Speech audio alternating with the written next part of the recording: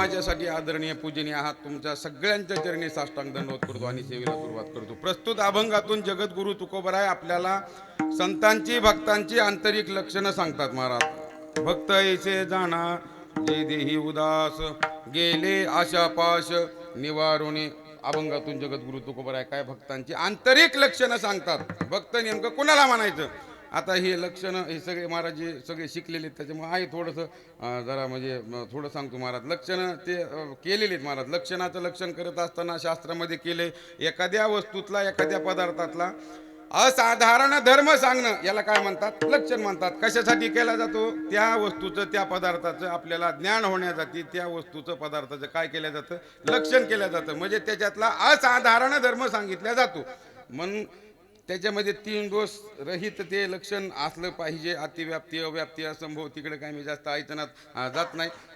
ते 3 दोष रहित काय पाहिजे? लक्षण पाहिजे महाराज. आणि प्रस्तुत अभंगातून जगद्गुरु तुकोबराय आपल्याला काय महाराज त्यांनी लक्षण सांगितलंय काय आंतरिक. आता काही माणसं शंका घेतील बाबा बाह्य रंगाने आपल्याला कळतं, संत भक्त आपल्याला बाह्य रंगाने कळतातच ना. नाही कळत असं थोडंच आहे महाराज. ज्यांच्या गळ्यामध्ये माळ आहे, ज्यांच्या कपाळावर गंध आहे, गोपीचंदन आहे, ही बुक्का आहे, याच्यावरून कळतं आपल्याला की हे काय संत आहेत, भक्त आहेत, वारकरी आहेत. मग आंतरिक लक्षणं सांगण्याची काय गरज होती महाराज? काय महाराज बऱ्याचदा बाह्य रंगाची कॉपी भरपूर जण करू शकतात. दुसरी जी मंडळी आहेत समजा ती काय करू शकतात? बाह्य रंगाची कॉपी करू शकतात महाराज. पण आंतरंगाची कॉपी करणं एवढं सोपं नाही महाराज. त्याच्यामुळं आंतरिक लक्षणं, कारण की काय गंधावाले माळीवाले हे वारकरी भक्त संत असू शकतात, असतात महाराज.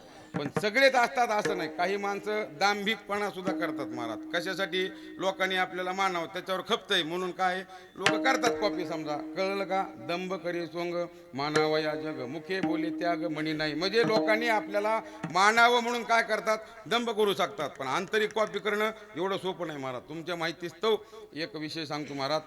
भारतामध्ये पहिला पिक्चर मूवी जी बनली महाराज कोणती? 1934 साली. की जो पिक्चर जगामध्ये म्हणजे आंतरराष्ट्रीय स्तरावर जो पिक्चर सगळ्यात जास्त चालला महाराज त्याचं नाव आहे संत तुकाराम. 1934 साली तो रिलीज झाला महाराज. आणि त्याच्यामध्ये ज्यांनी अभिनय केला विष्णुपंत पगणीस नावाचे कलाकार ॲक्टर होते महाराज. ज्यांनी जगद्गुरु तुकोबरायांचा काय केला?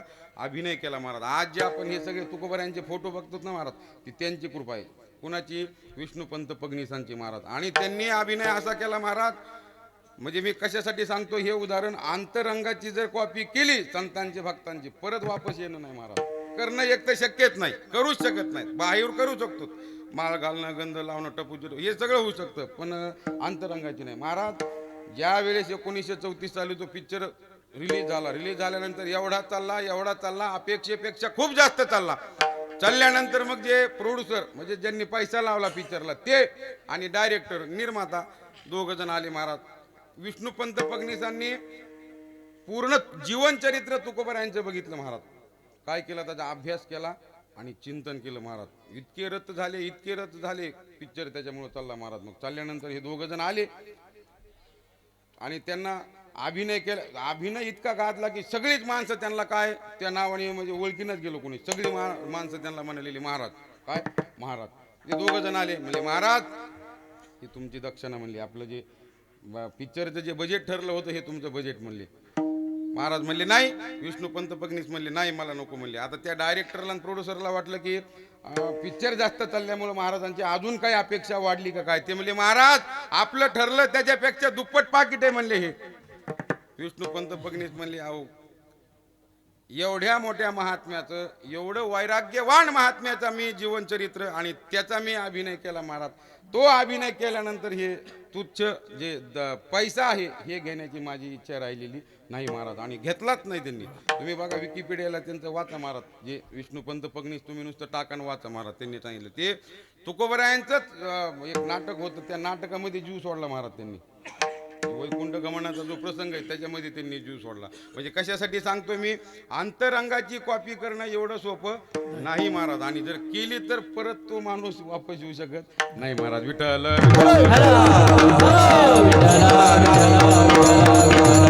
प्रस्तुत अभंगात अभंगातून जगद्गुरु तुकोबारायांनी काय आंतरिक लक्षणं सांगितलीत महाराज. आणि बाह्य रंगाला महाराज बघा, एक गोष्ट आहे, जीवनामध्ये मनुष्य म्हणून जन्माला आल्यानंतर खरंच सांगतो, अंतःकरणातून आपलं कल्याण व्हावं असं ज्यांना वाटतं ना, असे फक्त दोघं जण असतात की ज्यांना खरं आपलं कल्याण व्हावं वाटतं. कोण? सगळ्यात पहिल्या क्रमांकाचे जन्म देणारे आई वडील महाराज, आणि दुसऱ्या क्रमांकाचे संत मायबाप महाराज. संत मायबाप आणि आई वडील यह लोकांमध्ये, भौतिक जगतामध्ये आपल्या मुलाचं कल्याण व्हावं अशी अंतःकरणातून तळमळ फक्त कोणाची राहते? आई वडिलांची, दुसऱ्याची नाही. ते वरच्या वरी वरपंग प्रेम राहतं, पण अंतःकरणातून खरंच याचं चांगलं व्हावं असं आई वडिलांना वाटतं. आणि पारमार्थिक जीवनामध्ये मनुष्य म्हणून जन्माला आल्यानंतर महाराज आपलं परम कल्याण व्हावं, ज्याच्यासाठी हा जन्म मिळाला आहे ते आपलं साध्य व्हावं, यासाठी रात्रंदिवस ज्यांच्या अंतःकरणामध्ये आपल्या तळमळ असते किंवा प्रेम असतं, ज्यांना ती म्हणजे काय तळमळ आहे की आपलं चांगलं व्हावं, असे फक्त संत मायबाप असतात महाराज. बाकी दुसरे कोणीही नाही महाराज. विठ्ठल. त्याच्यामुळं ज्या संतांना आपलं चांगलं व्हावं असं वाटतं ते संत तर आपल्याला ओळखता आले पाहिजेत ना, ज्यांच्या चरणामध्ये आपल्याला जायचंय, ज्यांची शरणागतीच आपल्याला पत्करायची, असे संत तर आपल्याला ओळखू आले पाहिजेत. म्हणून प्रस्तुत अभंगाचं चिंतन करणं गरजेचं आहे महाराज. विठ्ठल.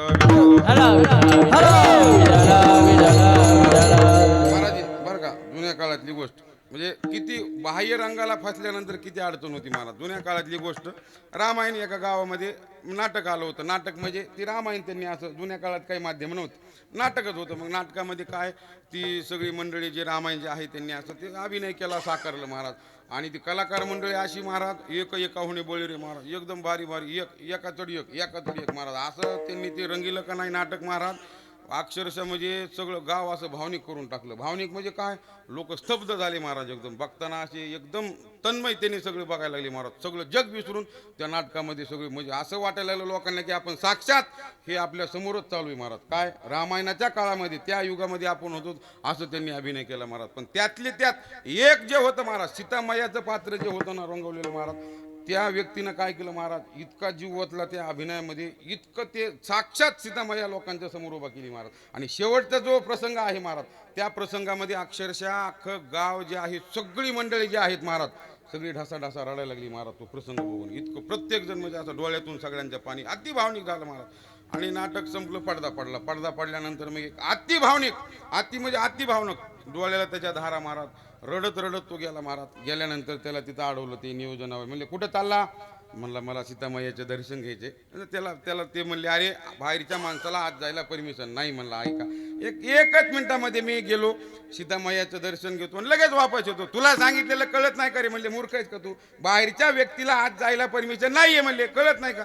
नाही असं नका करू. म्हणलं ऐका, माझं विनंती, म्हणलं माझी खूप अंतःकरणातून तळमळे माझी, मला सीतामायाचं दर्शन घेतल्याशिवाय माझ्या चित्ताला काही समाधान होणार नाही. ऐका, असं नका करू. मला घ्याव ते दर्शन. महाराज ते काय ऐकायला तयार नाही, पण ते तरी सुद्धा आपल्याकडे ते धसकट महाराज. लय विनंती करून बी ते ऐकायला गेले. धसकटासारखा घुसला महाराज. ते मध्ये गेला त्याने जे दृश्य बघितलं, त्याची तळपायाची आकच मस्तकाला गेली महाराज. मध्ये गेल्यानंतर बघितलं त्यांनी असं महाराज, ते मध्ये गेला, घुसला मध्ये गेल्यानंतर बघितलं तर ते सीतामाया खुशाल खुर्चीवर टांगड्या टाकून बिड्या वाढायला लागली महाराज. त्याची तर तळपायाची आक म्हणला, त्याने असा राग आला, म्हणला एवढ्या मी येणे आलो म्हणला दर्शनाने, सीतामाया खुशाल बिड्या वाढायला लागली मला. त्याच्यातला एक माणूस मला, आरती सीतामाया नाही म्हणला, आपल्या गावातला रामभाऊ म्हणे, त्याने काय केले, सीतामायाचा पार्ट केले, अभिनय केलाय महाराज. आता मला एक गोष्ट सांगा, बिड्या कोणी वाढल्या? सीतामायानी वाढल्या का सीतामायाच्या वेशातल्या रामभाऊनं वाढल्या? कुणी वाढल्या? रामभाऊनं. पण बघताना दृष्टिकोन काय झाला? सीतामाया. तसंही महाराज आजकाल बिड्या दुसरे वडी देतात, नाव तिसऱ्याचे खराब होते. विठ्ठल. त्यामुळे आंतरिक लक्षणं माहीत असणं गरजेचे आहे. म्हणून प्रस्तुत अभंगात जगद्गुरु तुकोबार यांनी भक्तांची आंतरिक लक्षणं सांगितलीत महाराज. भक्त ऐसे जाणा जे देही उदास, गेले आशा पाश निवारणे. कुणाला म्हणायचं भक्त जे देहावर उदास राहतात? महाराज गीतेमध्ये भगवंतांनी भक्तांचे किती प्रकार सांगितलेत?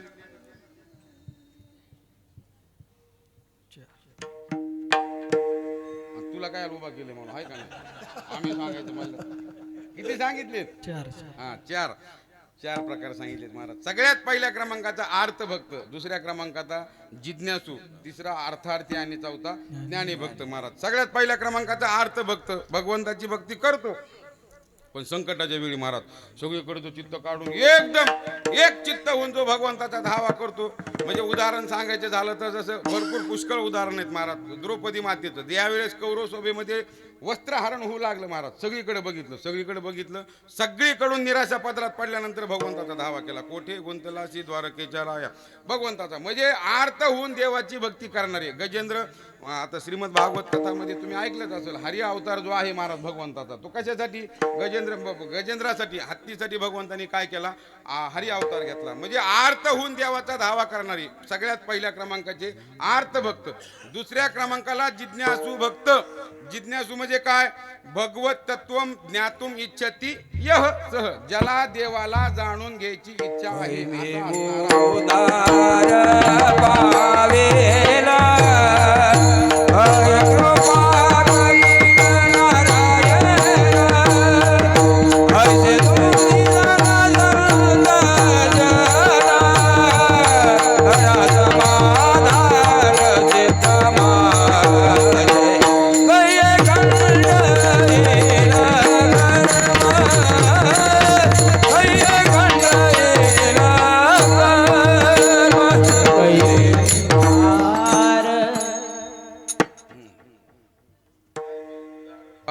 म्हणजे जिज्ञासू, ज्याला देवाला जाणून घ्यायची इच्छा आहे असा. अजून उदाहरणार्थ समजा हे महाराजांनी सांगितलं, कोणे गावे आहे सांगा हा विठ्ठल, जरी ठाव असेल तुम्हा कोणा. याला काय म्हणायचं? जिज्ञासू भगवत तत्व ज्ञातुम इच्छती यह सह, ज्याला देवाला जाणून घ्यायची इच्छा आहे असा दुसऱ्या क्रमांकाचा. आणि तिसऱ्या क्रमांकाचा आहे अर्थार्थी. अर्थार्थी म्हणजे काय? अर्थाच्या अर्थाने भक्ती करणारा. अर्थ म्हणजे हे अर्थ किंवा जीवनामध्ये काहीतरी लोभ ठेवून भगवंताची भक्ती करणारा, त्याला काय म्हणायचं? अर्थार्थी. आणि याला काही जास्त डोकं लावायचं काम नाही, कारण आपण सगळे या कॅटेगरीमध्ये होतो. बरोबर आहे का नाही? देवा मला मुलगा होती, मग मी काय करतो? सत्यनारायण घालतो, म्हणजे समजा काहीतरी करतो. आणि आधी जर केलं आणि नाही झालं लेकरू तर मग कुणाला भांडायचं? म्हणजे काहीतरी उद्देश ठेवून देवाची भक्ती करणारा तिसऱ्या क्रमांकाचा अर्थार्थी महाराज. आणि चौथा आहे ज्ञानी भक्त महाराज. मग ज्ञानी भक्ताचं लक्षण नेमकं कुणाला म्हणायचं? ज्ञानी भक्त काय असतं बाबा त्यांचं? काय नाही, अभंगाच्या पहिल्या चरणामध्ये. भक्त ऐसे जाना जे देही उदास, भक्त ऐसे जाना जे देही उदास, भक्त ऐसे जाना जे देही उदास, भक्त ऐसे जाना जे देही उदास,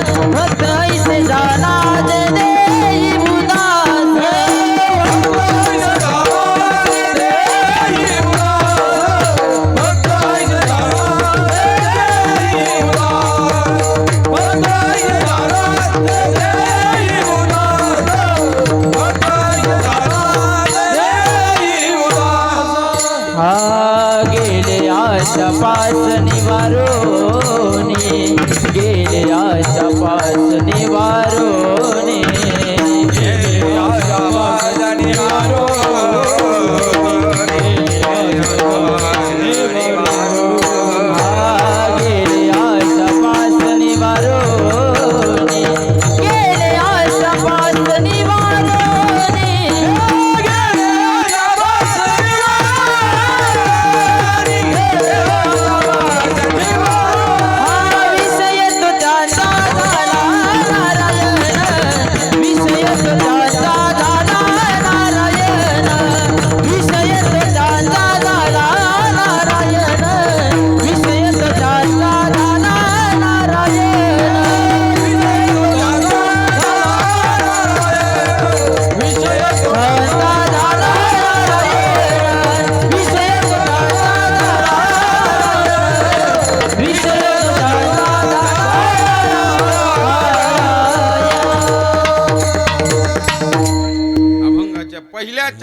हे जगद्गुरु तुकोबराय आपल्याला ज्ञानी भक्ताचं लक्षण सांगतात महाराज.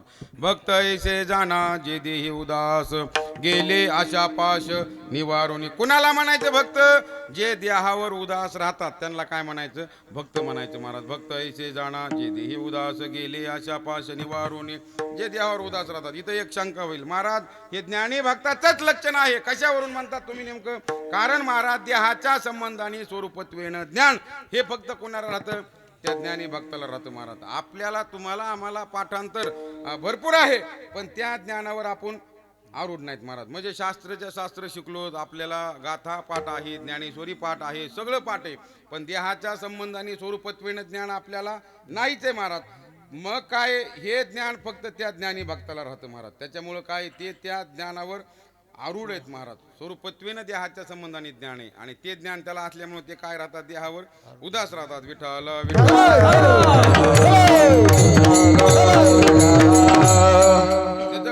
म्हणजे उदाहरण सांगतो, आपल्यात आणि ज्ञानी भक्तात काय फरक आहे आपल्याला माहिती आहे. समजा हे प्रमाण भरपूर आहेत. पंचभूतांचा गोंधळ केला एके ठाई मेळ, लाविला सबळ अहंकार त्या पाठी, तेच काय मी ते माझे कोण वागवी हे ओजे, देहा केवी रिजे हे तो काळांचे भातुके.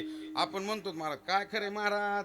काही खरं नाही महाराज, काहीच खरं नाही. काय क्षणाचा सुद्धा भरोसा नाही महाराज, आहे का नाही? असे माणसं जे म्हणणारे असते ते सगळ्यात मोकार असतात महाराज. मोकार म्हणजे काय? मोकार शब्द इतका मोकार नाही. न आकार इति मोकार, त्याला कसलाच आकार नसतो, तो इतका मोकार असतो. तो अशा गप्पा हाणतो असं वाटतं की साक्षात जगद्गुरु तुकोबराय आपल्याला येऊन आपल्या समोर सांगायला लागले का काय, असा तो आव्हान तू महाराज. म्हणजे नुसत्या गप्पा, पण तात्विक दृष्ट्या त्याला त्याचं काहीही घेणं देणं. बहुत केले पाठांतर वर्म राहिले दूर, वर्म राहिले दूर, वर्म राहिले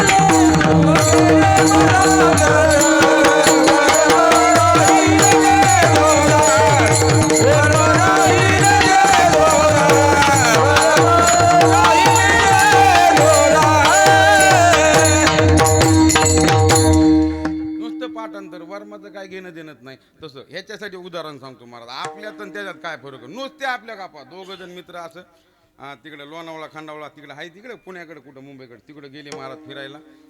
दोघं जण गेले महाराज आणि एक दुसऱ्याला म्हणला, पावसाळ्याची दिवस होती, एक दुसऱ्याला म्हणला आहा हा हा हा हा काय वातावरण राव म्हणला, बघ ना म्हणला हिरवा गार वातावरण म्हणला, काय झाडी काय डोंगर काय ते सगळं परिसर म्हणला, लयच एक नंबर म्हणला, वा वा वा लयच वातावरण आहे म्हणला. जरा आठवण यायला लागली म्हणला, जरा पाहिजे होती गाड्या काय दारू म्हणून दुसरं असलं खवळलं महाराज, हट म्हणला नाव नको काढू. टून कोणच उडालं महाराज. त्याचा मित्र तो म्हणला, ए बाबा माफ कर म्हणला, मला काय माहित तुला इतकी चिडे दारूची, इतका तिरस्कार तुझ्या मनामध्ये दारू विषयी, इतका राग आहे, माफ कर म्हणला. मला माहित असतं तर मी नाव सुद्धा काढलं नसतं म्हणला. तो दुसरा म्हणला तसं नाही रे म्हणला, मला कसं म्हणला नाव काढल्या काढल्या भेटली तर बरं वाटतं, नाही तर करमतच नाही. म्हणजे तुमचं आमचं असं आहे महाराज, नुसत्या गप्पा संसार असं गप्पा आणते की बघायचंच काम नाही महाराज. पण तात्विक दृष्ट्या वास्तविक त्याचं काहीच घेणं देणं नाही. विठ्ठल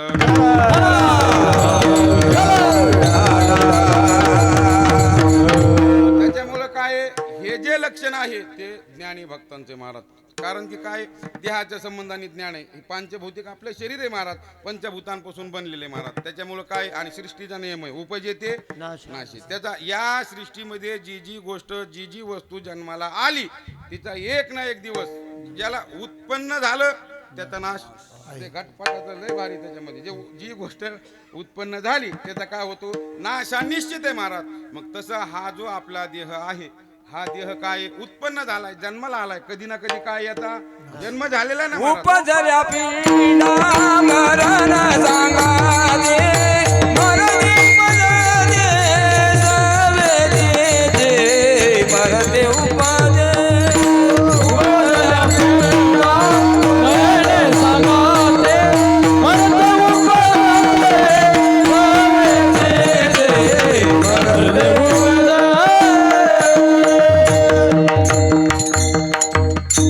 उपजले ते म्हणजे ते होणारच 100%. जी गोष्ट जन्माला आली तिचा नाश हा निश्चित आहे महाराज. मग हे जे ज्ञान आहे ते ज्ञान त्या भक्ताच्या ठिकाणी राहते महाराज आणि ते त्या ज्ञानावर आरूढ राहतात. म्हणून काय राहतात देहाच्या संबंधाने ते उदास राहतात महाराज, उदास राहतात, उदास. मग आता अलीकडे लक्ष द्या, अजून काही मंडळी आहेत महाराज की जे देहाच्या संबंधाने काय राहतात, उदास राहतात. तुम्ही म्हणताल कोणते कोणते? सगळ्यात पहिल्या क्रमांकाचं आत्ता जे उदाहरण सांगितलं महाराज, दारू पिणारी माणसं देहावर काय राहतात, उदास राहतात. राहतात का नाही? पिणारे माणसं देहावर उदास असतात का नाही? त्यांना गटार काय आणि बंगला काय दोन्ही काय सारखंच आहे. कुठं जरी लोळले तरी काय उदास आहे महाराज, देहाचं काही घेणं देणंच नाही. हे एक माणसं महाराज. दुसऱ्या क्रमांकाला कंजूस माणसं एक जे आहेत. कंजूस कळतं ना तुमच्याकडं? कंजूस, कंजूस आमच्याकडे हलकट म्हणतात त्याला, कळते तुमच्याकडं? कंजूस माणूस हे सुद्धा काय राहतो, देहावर उदास राहतो. कसं ते मी सांगणारच आहे महाराज, एक उदाहरण सांगून पुढं चालतो महाराज. आणि तिसऱ्या क्रमांकाला जे आहेत महाराज वेडी माणसं, वेडे सुद्धा काय राहतात देहावर स्वामीजी उदास राहतात. आणि चौथ्या क्रमांकाची माणसं म्हणजे आत्महत्या करणारी जी मंडळी आहेत ही सुद्धा देहावर काय राहतात महाराज, उदास राहतात. स्वतःचा जीव संपवणं एवढं सोपं आहे का महाराज? तरी सुद्धा ते संपवतात. म्हणजे देहाचं काही घेणं देणंच नाही, इतके उदास आहेत महाराज. सगळ्यात पहिल्या क्रमांकाची दारू पिणारी माणसं कमी उदास राहतात का? हे वैकुंठवासी पूजनीय वडिलांचे जे दृष्टांत आहेत महाराज सगळे, हे आपल्याला इथं उगा गरज म्हणून एक एक दोन दोन सांगतो आणि पुढं चलतो. आता तुम्ही नेमकं विनोदाचार्य लावले आणि तुम्हाला माहिती ऋषिकेश या ठिकाणी अध्ययन झालेलं आहे, शास्त्र अध्ययन झालेलं आहे. तर स्वामीजी हे राधेश्याम बाबा, गणेशदासजी महाराज, आमचे आदरणीय श्री महाराजजी, हे सुद्धा श्रीनिवास महाराजजी, हे सुद्धा तिकडे होते महाराज. पण आता कसं तुम्ही लावलं विनोदाचार्य, त्याच्यामुळे मग ते थोडं एक दोन चार सांगून पुढं चलतो महाराज. ते सांगायचे महाराज. म्हणजे काय माणसाने, हे जी माणसं आहेत पिणारी माणसं कमी देहावर उदास राहतात का महाराज? भानच नसतंय ना महाराज, कुठं राहिले कुठं काय काही नाही महाराज. म्हणजे माफी मागून सांगतो, इतकं काय खालच्या दराजाचा विनोद नाही, पण ही वास्तविकता आहे. माणसं नेमकं देहावर किती उदास राहतात महाराज. एक जण फुल दारू पिऊन आला, फुल म्हणजे फुल, चालता सुद्धा येणार गेलं त्याला महाराज. झुलत झुलत आला, बायको कशी आला, बायको म्हणला बाग मला जर का नाही म्हणला, गावातल्या लोकांनी निवडून दिलं का नाही स्वयंजन, सरपंच केलं का नाही, एका दिवसातच गाव बदलून टाकीत म्हणलं. एकाच दिवसात अख्खं गाव बदललेलं दिसलं पाहिजे म्हणलं तुला. आणि जर तालुक्यातल्या लोकांनी जर मनावर घेतलं आणि मला तालुक्यातून आमदार म्हणून निवडून दिलं तर तालुका 2च दिवसात बदलू तुम्हाला. आणि मुख्यमंत्री केलं तर राज्य बदलून टाकीन म्हणला, पंतप्रधान केलं तर देशच बदलून टाकीन महाराज. त्याच्या बायकोनं महाराज ऐकून म्हणजे ऐकलं, तोपर्यंत ऐकलं. ते म्हणली काय लावलं मागापासून, हे बदलून टाकीन ते बदलून टाकीन, जरा दारू कमी प्या म्हणली. पहिलं लुंगी समजून माझा परकर घातलाय तो बदला म्हणजे आधी बाकी. म्हणजे इतके माणसं काय राहतात देहावर, कळतच नाही ना काही. विठ्ठल एक जण असा रोडच्या कडीनं परतूरला चालला होता महाराज. परतूरला जाता जाता त्याला काय लघुशंका आली, बाथरूमला थांबला महाराज. बाथरूमला थांबला, बसला आणि परत त्याला उठताच याय नाही गेलं महाराज, सरळच होता याय नाही गेलं. किती पार वाकडा झाला. इकडे लक्ष द्या माझ्याकडे, म्हणजे कळून किती वाकडा झाला, पार वाकडा झाला. बसल्यानंतर ते असं संध्याकाळी लागला मोठमोठ्याने ओरडायला, वाचवाय म्हणला, वाचवा म्हणला. तिथून आमचे राधेश्याम बाबा, आमचे श्रीनिवास महाराज दोघं जण रोडच्या कडेनं चालले होते. रोडच्या कडेनं म्हणले आवाज आला, म्हणले कोणतरी माणूस दिसतोय, म्हणले दया आली बिचाऱ्यांना. मग गेले तिकडं, म्हणले काय झालं रे, ओळखीचा आवाज. म्हणले काय झालं म्हणलं, काय म्हणलं बाथरूमला थांबलो म्हणला, उठ ते बसलो खाली तर उठताच आहे ना गेलं, फार वाकडं झालो म्हणला. त्यांना बिचारायला दया आली, त्यांनी उचललं त्याला नीट कुठं परतूरला हल्लेलं महाराज. परतूरला हल्लेलं. परतूरला गेल्यानंतर मग डॉक्टर साहेब म्हणले काय म्हणले, डॉक्टर साहेब काय झालं म्हणले, काय नाही म्हणले डॉक्टर साहेब. बाथरूमला थांबलो, मला अचानक एकाएकी सरळच होता आहे ना गेला म्हणले. डॉक्टर साहेब म्हणले घ्या घ्या घ्या बेडवर घ्या म्हणले. बेडवर टाकलं. डॉक्टर साहेबांनी सगळं चेक केलं. डॉक्टर साहेब म्हणले अहो काय झालं नाही. कमाल करता म्हणले डॉक्टर साहेब, पार वाकडा झालो, श्वास भरला म्हणला, दम घ्या, दम लागला, श्वास घ्यायला त्रास व्हायला, तुम्ही म्हणतात काही झालं नाही. कमाल आहे म्हणले. अहो डॉक्टर साहेब म्हणले काही झालं नाही, काही झालं नाही म्हणले. काय झालं म्हणले, चुकून नशेमध्ये, दारूच्या नशेमध्ये तुमच्याकडून बाथरूमला बसल्यानंतर पॅन्टचं बटन शर्टाला लावण्यात आलं, म्हणून सरळ होता आहे ना. म्हणजे माणसं काय राहतात एवढी देहावर उदास राहतात महाराज. विठ्ठल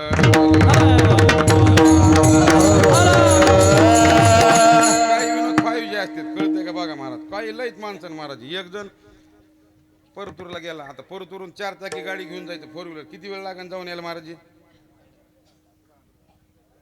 15 मिनिटं जाऊन यायला, 15 मिनिटं जाऊन येणं होय काय, अर्धा तास 1 तास समजा. तो आत्ता येतो म्हणून गेला. लक्ष बघा, लक्ष द्या. 5G विनोद कळतो का नाही बघा. लगेच आलो म्हणला, आत्ता आलो म्हणला म्हणून जे गेला महाराज. 2-3 तास झालं तरी यायला गेला महाराज. 4 चाकी 4 व्हीलर गाडी घेऊन गेला. आता ते त्याच्या घरचे जवळची जी माणसं होती त्यांना वाटायला लागली काळजी. त्यांना आता प्यायची सवय होती, कुठं काय प्याला काय झालं का काय बरं वाईट म्हणून बसले टेन्शनमध्ये. आला होतो 2-4 तासांनी आला. 4 तासांनी आल्यानंतर म्हणजे मूर्खाच का रे, अरे आत्ता येतो म्हणून गेला सण इतके वेळ झालं तरी आला नाही. आम्हाला भीती वाटायला लागली, काय बरं वाईट झालं का. म्हणला मूर्ख आहे, नालायक आहेत. मला म्हणले कोण, 4 चाकी 4 व्हीलर बनविणारे, गाड्या बनविणारे इंजिनियर म्हणले सगळे मूर्ख आहेत, आकली नाहीत म्हणले. त्यांना म्हणले काय झालं बघा ना म्हणले, मूर्खांनी जाताना 5-5 गेअर दिलेत म्हणले, येताना एकच दिलाय. विठ्ठल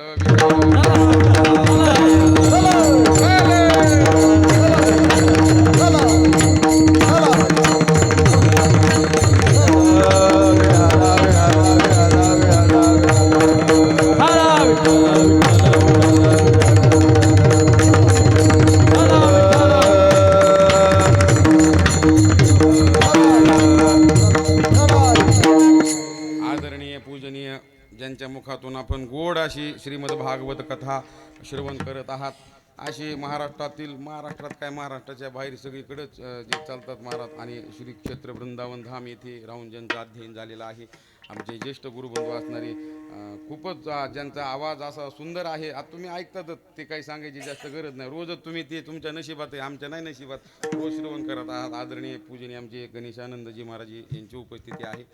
काय सांगत हो तुम्ही?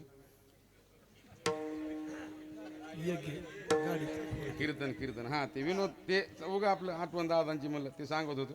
म्हणजे ते इथून तिथून जे आहे ते सगळं रिव्हर्स गिअरवर आलं महाराज, रिव्हर्स गिअरवर आलं ते दारूच्या नशेमध्ये महाराज. इतकं वाईट आहे. म्हणजे दारू पिणारी माणसं देहावर काय राहतात, उदास राहतात. विठ्ठल